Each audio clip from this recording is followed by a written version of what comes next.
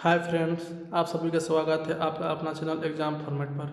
Friends, आज हम लोग नागपुरी भाषा व्याकरण के तहत क्रिया का अध्ययन करेंगे। इससे पहले हम बता देना चाहते हैं कि नागपुरी का 5 लेक्चर दिया जा चुका है, जिसका लिंक डिस्क्रिप्शन में दिया हुआ है। पहले आप उसको विजिट कर लें, उसके बाद ये लेसन देखें। तो सबसे पहले हम लोग चलिए शुरू करते हैं क्रिया। क्रिया में सबसे पहले देखते हैं उसका परिभाषा, क्रिया के परिभाषा क्या होता है। तो यहाँ बोलता है जोन शब्द से कोनो काम होवेक या करेक बोध होवेला ओके क्रिया कहल जाएला। मतलब हिंदी में यही है कि जो शब्द से कोई काम का होना या करना पता चले उसको क्रिया बोला जाता है।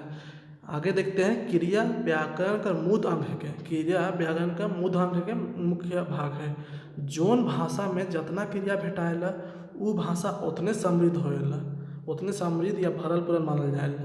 नागपुरी में छोट ले छोट क्रिया ले शब्द भेटाएला। ठीक, यहाँ पे नागपुरी का व्याकरण का मूल भाग है के क्रिया, और जोन भाषा में जितना क्रिया भेटाएला उ भाषा उतना समृद्ध मानल जाएला। नागपुरी में भी ऐसे भरल पूरल है क्रिया। ठीक, आगे देखते हैं हम लोग धातु। धातु क्या होता है? क्रिया कर मूल धातु है के। क्रिया का मूल धातु है के, मूल मतलब मुख्य भाग। धातु क्रियापद कर उ अंश के कहा है ना जे कोनो क्रिया कर लगभग 100 रूप में पावल जाएला। मूल धातु आपन आप में पूरा होवेला, इकर अर्थ स्वतंत्र माने रखेला। कहने का मतलब है कि क्रिया कर मूल धातु है कि धातु है, मतलब जो क्रिया है ना उसमें जो एक कोई वर्ड आता है, कोई पद आता है, उसको धातु बोला जाता है। अब हम लोग देखते हैं कि कौन पद को धातु बोला जाता है। जैसे आगे देखते हैं, इसी में क्रिया का मूल धातु है के धातु क्रियापद कर उ अंश के कहे ना जो कोनो क्रिया कर लगभग 100 रूप में पावल जाएगा। 100 रूप में मिलता है, मतलब हर में मिलेगा। मूल धातु आपन आप में पूरा होवेला, इकर अर्थ स्वतंत्र मानल रखल जाएगा। उससे जो क्रिया से जो धातु हम लोग प्राप्त करते हैं ना फ्रेंड्स, वो खुद एक अपने आप में एक पूरा वर्ड होता है, वो स्वतंत्र मीनिंग रखता है। जैसे देखते हैं जा, खा, पी, ये सब धातु में प्रत्यय जोड़ के क्रियापद बनेला। जैसे जा हो गया, इसमें प्रत्यय जोड़ दिए यक। फ्रेंड्स, हम उपसर्ग और प्रत्यय का लेक्चर बाद में दे देंगे। प्रत्यय और उपसर्ग इतना बता देते हैं कि प्रत्यय होता क्या है। जो धातु या मूल वर्ड में पीछे लगा के प्रत्यय जोड़ा जाता है, उसको जो पीछे जोड़ा जाता है उसको प्रत्यय बोला जाता है। जैसे जैक हो गया, उसमें मूल धातु का हो गया जा हो गया, उसमें यक लगा दिया तो इसको प्रत्यय बोलते हैं। ठीक, जैसे यहाँ पे देखते हैं हम लोग धातु में प्रत्यय जोड़ के क्रिया बना। जैसे खाए क्रिया में खा धातु है के, ठीक, और यक इसमें प्रत्यय जोड़ देवल गलक तो बन गया का खाए। अब खाए क्रिया है के।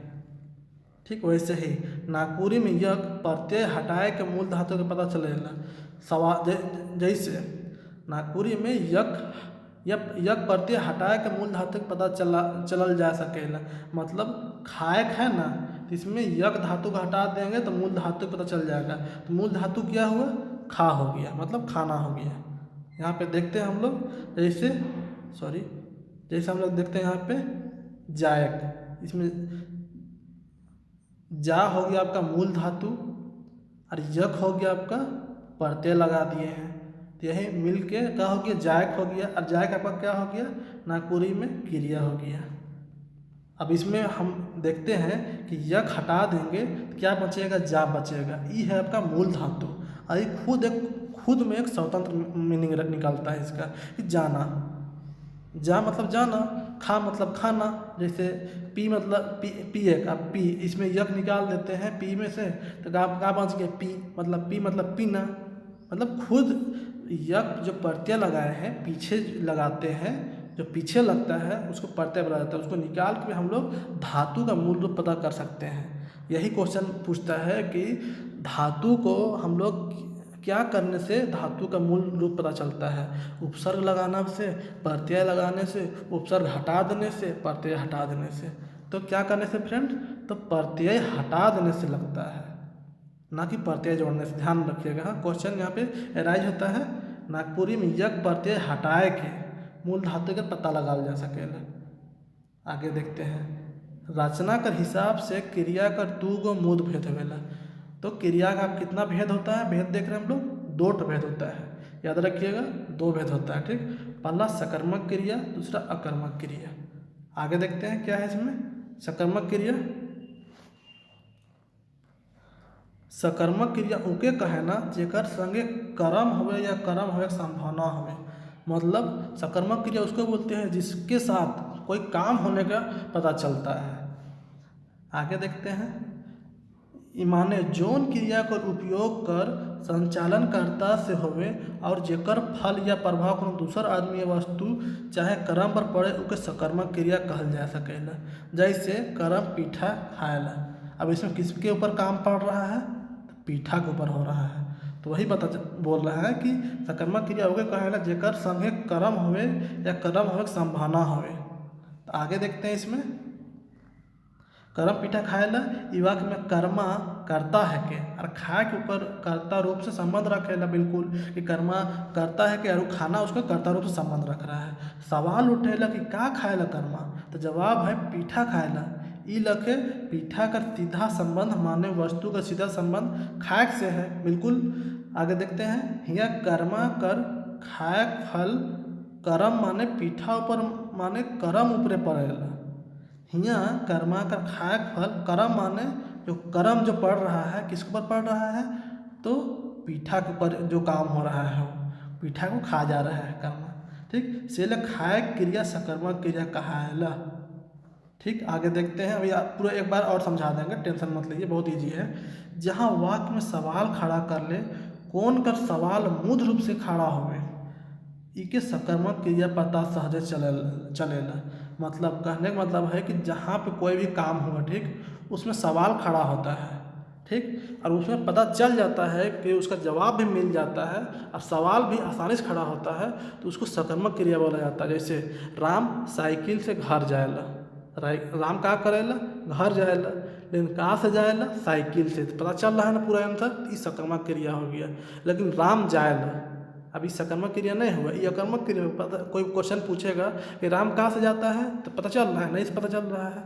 तो वही बताने का मतलब है कि जिसमें सवाल उठता है और उसका जवाब भी मोटा मोटी पता चल जाता है, तो उसको सकर्मक क्रिया कहल जाएगा। जैसे जहाँ वाक्य में सवाल खड़ा कर ले, कौन कर सवाल मूल रूप से खड़ा होकर इकर सकर्मक क्रिया पता सहजे चल जाए। जैसे कर्म पीठा खाएला, सवाल का उठ रहा है, कर्मा का खाएला, पीठा खाएला। बिल्कुल इकर से कर्मा अगर काम करे सीधा संबंध पीठा से ले, ऐसा वाक्य में सकर्मक क्रिया होवेला। राम पानी पिएला, क्वेश्चन का उठेगा, राम कहाँ पिएला, पानी पिएला। ये क्लियर है, ये भी सकर्मक क्रिया हो गया। चलिए आगे देखते हैं फ्रेंड्स, अब अकर्मक क्रिया, इसको देखेंगे तो आप लोग क्या क्लियर हो जाएगा सकर्मक और अकर्मक क्या होता है। जौन क्रिया का उपयोग और फल कर्ता पर पड़े उके अकर्मक क्रिया कहल जाएला। मतलब जौन क्रिया का फल कर्ता जो कर रहा है उसी के ऊपर पड़ता है, उसका असर, उसको अकर्मक क्रिया बोला जाता है। अकर्मक क्रिया में कर्म नहीं होवेला, इसमें कर्म नहीं होता है। जैसे साइकिल, राम साइकिल से जाएला, इसमें कर्म नहीं हो, इसमें तो कर्म है कि साइकिल भी है इसमें और जाना भी है, लेकिन उसमें क्या होता है जो कर रहा है उसी के ऊपर पड़ता है। जैसे देखते हैं हम लोग, क्रिया कर व्यापार और फल पर दूसरा में नहीं पड़ के करते पर पड़े, करता मतलब जो कर रहा है उसी के पर असर पड़ता है। जैसे कर्मा सुतेला, कौन सुतेला, कर्मा सुतेला, किसके ऊपर काम हो रहा है, कर्म के ऊपर काम हो रहा है, पता चल रहा है इसमें ना। हिया सुते क्रिया अकर्मक है, कर्ता कर्मा है और सुते क्रिया जेके कर्मा पूरा करेला, मतलब वही पूरा कर रहा है। उसमें कहा था कर्मा खटिया में सुतेला, क्वेश्चन रहता ना, कर्मा खटिया में सुतेला, तो क्या हो जाता, सकर्मक क्रिया हो जाता। काहे कि काम कहाँ हो रहा है, खटिया में हो रहा है और क्वेश्चन उठ रहा है। दूसरा पहचानने का एक और नियम है कि क्वेश्चन जहाँ पे उठे और क्वेश्चन उठे तो वहाँ पता चल जाए हम लोग को कि उसका काम कहाँ पे हो रहा है, सवाल सीधा सीधा पता चले और उसका जवाब भी मोटा मोटी पता चल जाए, तो उसको सकर्मक क्रिया कहल जाता है। लेकिन जिसमें सवाल ही नहीं पता चले, मतलब सवाल उठे जवाब ही नहीं पता चले, उसको अकर्मक क्रिया बोला जाता है। और या दूसरा पहचानने का नियम है कि जिसमें जो काम करता है, जो करता उसी के ऊपर उसका असर पड़ता है। जैसे कर्मा सुतेला, हिया सुते क्रिया अकर्मक है, कर्मा अकर्मा सॉरी यहाँ सुते क्रिया अकर्मक है, कर्ता कर्मा है और सुते क्रिया जेके कर्मे पूरा करेला। यहाँ सुते फल कर्मा पर पड़ेला सेले सुते क्रिया अकर्मक है के, ठीक, कर्मे में पड़ रहा है इसका असर। आगे देखते हैं फ्रेंड्स, सकर्मक और अकर्मक क्रिया का लक्षण, उसी के बारे में फिर से एक्सप्लेन कर बात हो रहा है यहाँ पे। सकर्मक और अकर्मक क्रिया का अलगठे चिन्हल जा सकेला। क्वेश्चन हमेशा यहाँ से क्वेश्चन रहता है फ्रेंड्स, हमेशा कन्फर्म। और अभी एक क्वेश्चन क्लियर कर लीजिए, 99 क्वेश्चन का ही आपके उसके बाद फाइट बचेगा। जैसे पहचानने का नियम यहाँ पे बता रहा है सकर्मक और अकर्मक क्रिया को, सकर्मक और पहचानने का नियम देखिए यहाँ पे, सकर्मक और अकर्मक क्रिया का अलगाठे चिन्हल जा सकेला।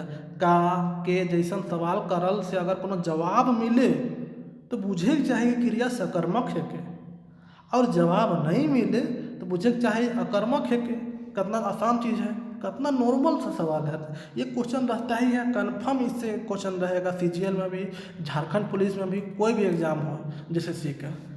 तो सकर्मक क्रिया क्या हो गया, जहाँ कोई क्वेश्चन उठे और उसका जवाब मिले क्वेश्चन का तो सकर्मक क्रिया है, पॉजिटिव चीज़ है। और जहाँ जवाब नहीं मिले वो अकर्मक हो गया। जैसे गंदूरा के बाघ हपकलक, इस वाक्य में सवाल का है कि के हपकलक, जवाब का मिल रहा है गंदूरा का हपकलक, बिल्कुल पता चल गया, मतलब सकर्मक क्रिया है। सवाल का हपकलक, जवाब बाघ हपकलक, टोटल हर साइड से जवाब मिल रहा है, मतलब ये सकर्मक क्रिया हो गया, गंदूरा के बाघ हपकलक एग्जाम्पल। आगे देखते हैं हम लोग, इकर में सॉरी फ्रेंड्स, इकर में के और दुइयों का जवाब है सेल ऐसन वाक्य में क्रिया सकर्मक कहायला। और जेकर में इस सवाल मनक जवाब सहजे नहीं भेटायला, असमंजस कर हालत रहेला, उके अकर्मक क्रिया कहल जाएला। जैसे मन अकबकायला, इकर ई वाक्य में केकर काले इकर पता नहीं चलेला, ई माथे कर वाक्य में अकर्मक क्रिया होवेला।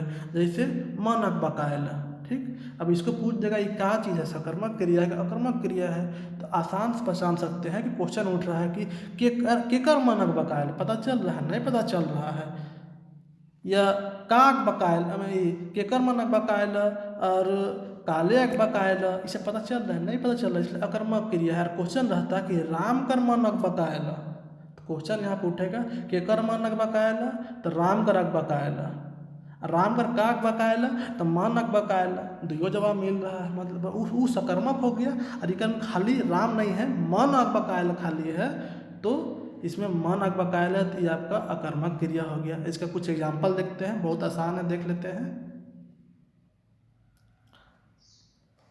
गंदूरा के बाघ हपकलक, ये आपका सकर्मक हो गया।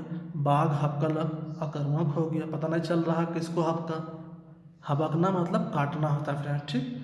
फगनी के बिच्छी बिंधरक, बिच्छी मतलब बिच्छू बिंधा, फगनी बिंधरक का बिंधरक पता नहीं चल रहा, अकर्मक हो गया, इसे पता चल रहा है। उ गोई हर से लजाएला, उ गोई हर से मतलब गुइया, गुइया गोईहर ये सब होता है ना, ये साली मोटा मोटी मान लीजिए ना, उ लजाएला, ये पता नहीं चल रहा किसे लजाता है, अकर्मक हो गया। समधी जीतन घरे आना है, इस अकर्मक पता चल रहा है, के आला है केकर घरे आला है पता चल रहा है, समधी आला है केकर घरे आला है नहीं पता चल रहा है, अकर्मक हो गया। वो अपन मूड़ के खुजाएला, ये भी सकर्मक हो गया।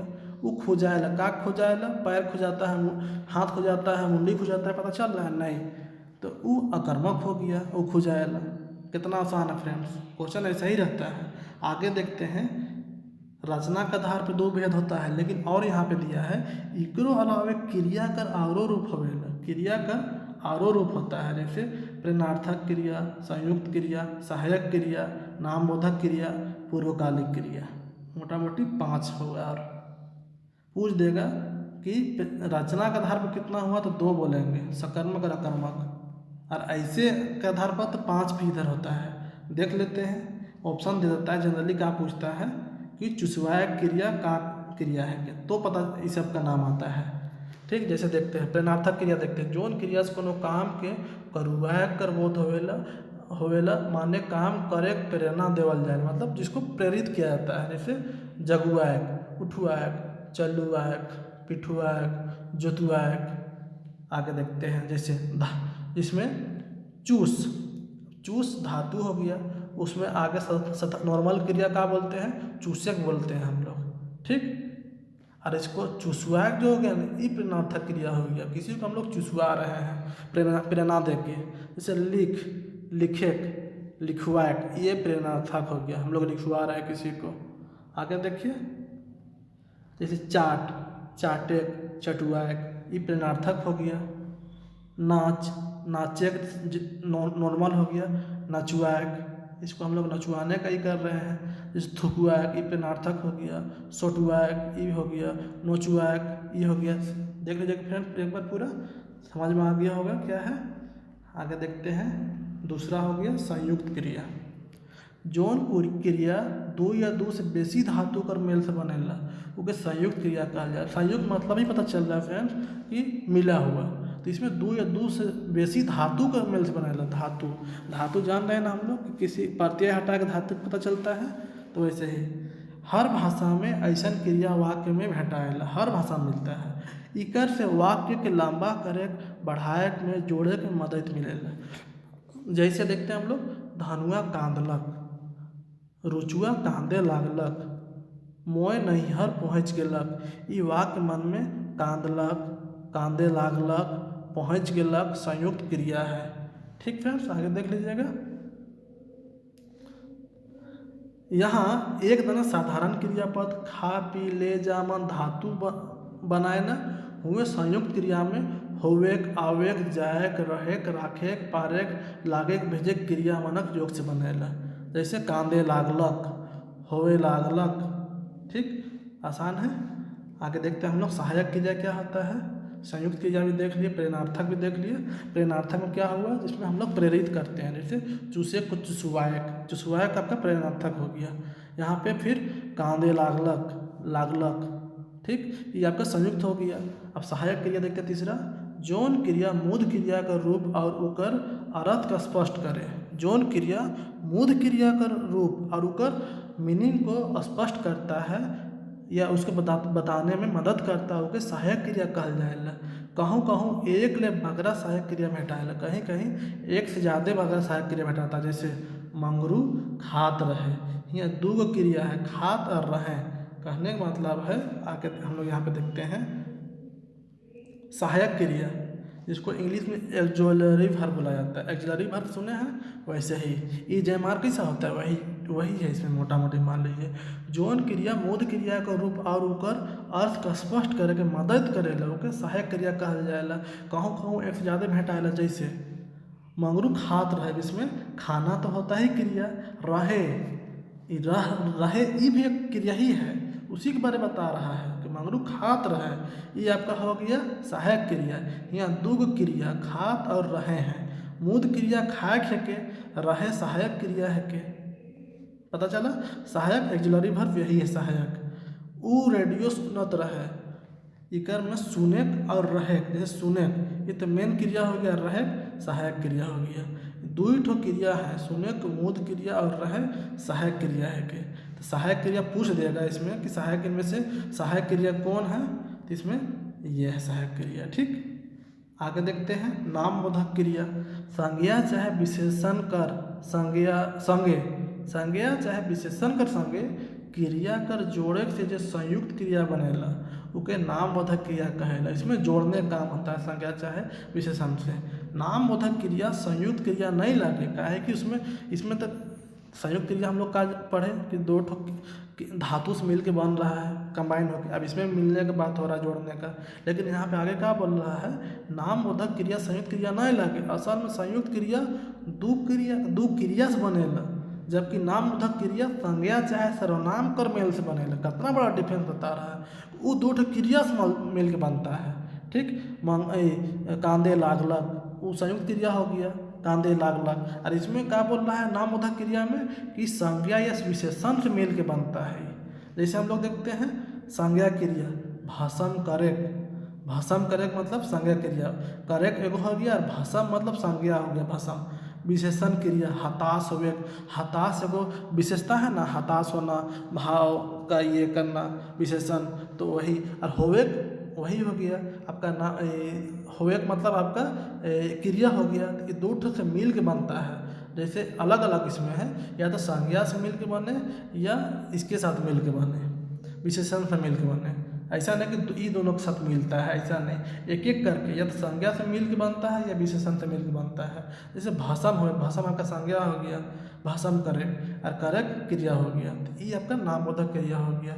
या हताश होवेक, हताश आपका विशेषण हो गया, होवेक क्रिया हो गया, सहायक क्रिया, तो इसलिए ये आपका नामबोधक क्रिया हो गया। आगे देखते हैं क्या है, हिया भाषम और हताश संज्ञा है के, सॉरी हताश भावार्थक संज्ञा था, जिसको करेक और हेकेक होवेक क्रिया है के, ठीक, कवेक करेक और हवेक यह क्रिया है के, जो सहायक क्रिया बोला जाता है। तो इसमें हम लोग देखते हैं, एक सेकेंड, देखते हैं इसमें कि नामबोधक क्रिया, जो नाम इसमें नामबोधक क्रिया इसमें है कि हम लोग जान रहे हैं कि संज्ञा या विशेषण से मिल के बनता है। जैसे संज्ञा भाषम करेक, अब भाषम के साथ कारक मिल रहा है, इसमें संज्ञा पता चल रहा है, भाषम संज्ञा है, हताश होवेक भी इसमें होवेक भी, तो इसीलिए ये आपका भाषम करक क्वेश्चन रहेगा, तो ये नामबोधक क्रिया हो गया, या हताश करक नामबोधक क्रिया हो गया। पूर्वकालिक क्रिया, इसमें क्या हुआ, सॉरी, जब कर्ता कोनो एक क्रिया के निमराय के, निमराय के मतलब खत्म करके, सिमटा के, तुरंत वही बेरा दोसर क्रिया में लाग जाएला, तब पहिल क्रिया के पूर्वकालिक क्रिया कहल जाएगा। जैसे अंगनी नहा के खालक, हियाँ नहायक और खायक दो गो क्रिया है, मुदा नहा के खायक बात है, इसलिए नहायक क्रिया पूर्वकालिक क्रिया है के। इसमें क्या है, पूर्वकालिक क्रिया, मतलब इसमें थोड़ा कुछ पता चलता है कि कुछ जस्ट थोड़ा ही देर पहले कुछ काम हुआ, उसके बाद दूसरा काम स्टार्ट हो गया। जैसे जब कर्ता को एक काम के निमराय के तुरंत वही दूसरा काम में लग जाता है, तो पहल क्रिया के पूर्वकालिक क्रिया कहल जाएगा। जैसे अंगनी नहाए के खालक, अंगनी पहले कहा कि नहाए, उसके बाद खाई। अब इसे हम लोग को बोलेगा कि पूर्वकालिक क्रिया कौन हो गया, तो जो पहले हुआ ना उसको पूर्वकालिक बोला जाता है। ध्यान दीजिएगा, हाँ, ये तो हम लोग जान रहे हैं कि अग्नि नहाए खालक मतलब एक काम हुआ तो उसके बाद दूसरा काम हुआ, लेकिन इसमें कौन पूर्वकालिक क्रिया है, इसको हम लोग पकड़ नहीं सकेंगे। खाना भी तो क्रिया है और नहाना भी तो क्रिया है, लेकिन पूर्वकालिक क्रिया कौन है, तो जो पहले होता है। जैसे यहाँ नहाए और खाए दो क्रिया है, मगर नहाए के खाए बात है, इसलिए नहाए क्रिया पूर्वकालिक क्रिया है कि नहाए का मतलब ये पहले ही हुआ है, इसलिए पूर्वकालिक क्रिया ही है। तो इसमें पहचान क्या है इसका, कि दो ठो कंबाइंड रहता है, मतलब जस्ट एक काम हुआ और दूसरा काम ठीक उसके बाद स्टार्ट हो गया, लेकिन जो पहले जो काम होता है ना वही पूर्वकालिक क्रिया है। ठीक, आगे देखते हैं फ्रेंड्स, ये ख़त्म हो गया आपका क्रिया। एक टॉपिक, छोटा सा टॉपिक है जिसको देख लेते हैं, कभी कभी इससे भी क्वेश्चन पूछ देता है, क्रियार्थक संज्ञा क्या है। क्रिया से रिलेटेड, इसलिए कखनो कखनो क्रिया संज्ञा लख व्यवहार में आवेला, कखनो कखनो क्रिया संज्ञा लख व्यवहार में आवेला, तब ऐसा क्रिया के क्रियार्थक संज्ञा कहल जाए। जैसे देश खातिर जान देवे के लिए तैयार रहे के चाही, ये वाक्य है। ठीक, हियाँ जान देवे क्रिया है के, मगर उकर प्रयोग संज्ञा लखे है। बिल्कुल यहाँ पे ऐसा क्रिया के क्रियार्थक संज्ञा कहेला, नागपुरी में ऐसा क्रियार्थक संज्ञा ढेर भेटाएला। जैसे आगे देखते हैं, कहबे करब, करबे करब, बचाबे करब, चलबे होई, इस टाइप का है। तो यहाँ पे हम लोग देखते हैं जैसे क्रियार्थक संज्ञा, इसमें कोई भी संज्ञा, जो कोई भी क्रिया है ना संज्ञा टाइप से होता है। जैसे देश खातिर जान देवे, इसमें ये जो है यहाँ पे भाववाचक हो गया। ठीक, संज्ञा, लेकिन यहाँ पे देश खातिर जान देवे ये आपका क्या हो गया, क्रिया टाइप के रूप में आ रहा है, इसीलिए। तो कखनो कखनो क्रिया संज्ञा लख व्यवहार में आवेला, ऐसा क्रिया की क्रियार्थक संज्ञा कहल जाएगा। क्वेश्चन दे देगा कि जो कभी जो क्रिया संज्ञा टाइप का व्यवहार में आता है ओके का कहल जाएगा, क्रियार्थक संज्ञा बोला जाता है। जैसे देश खातिर जान देवे के लिए तैयार रहे चाहे, यहाँ जान देवे क्रिया है के, लेकिन ये अभी संज्ञा टाइप से प्रयोग में आ रहा है। ठीक, ऐसे क्रिया के क्रियार्थक संज्ञा कहेला। नागपुरी में ऐसा क्रिया बहुत ज़्यादा मिलता है। जैसे कहबे करब, कहना भी एगो होता है, कहना भी, और कहबे करब एगो भाव भी पता चल रहा है, इससे दोनों टाइप का काम आ रहा है। बचाबे करब, बचाना भी एगो है, और बचाबे करब एगो क्रिया का भी रूप में काम आ रहा है। तो वही इसमें बोल रहा है कि जो कभी कभी क्रिया संज्ञा के रूप में भी आ जाता है, उसको क्रियार्थक संज्ञा बोला जाता है। फ्रेंड्स, आज लेक्चर यहीं पे ख़त्म हुआ। अगर वीडियो अच्छा लगे तो प्लीज़ सब्सक्राइब करें, लाइक करें और ज़्यादा से ज़्यादा शेयर करें। फ्रेंड्स, आप लोग कोऑपरेट करिए। हम टोटल जैसे सीरियल का A to Z with PDF provide कराएंगे। आपको कहीं जाने की जरूरत नहीं पड़ेगा। इसके बाद 2 क्लास के बाद आपका व्याकरण ख़त्म जैसे होगा, उसके बाद हम लोग वनकेवरा भाग 1 का गद्य और पद्य दोनों भाग देखेंगे। आप हमारे साथ बने रहें और वीडियो को ज़्यादा से ज़्यादा लाइक और सब्सक्राइब करें। Thank you friends.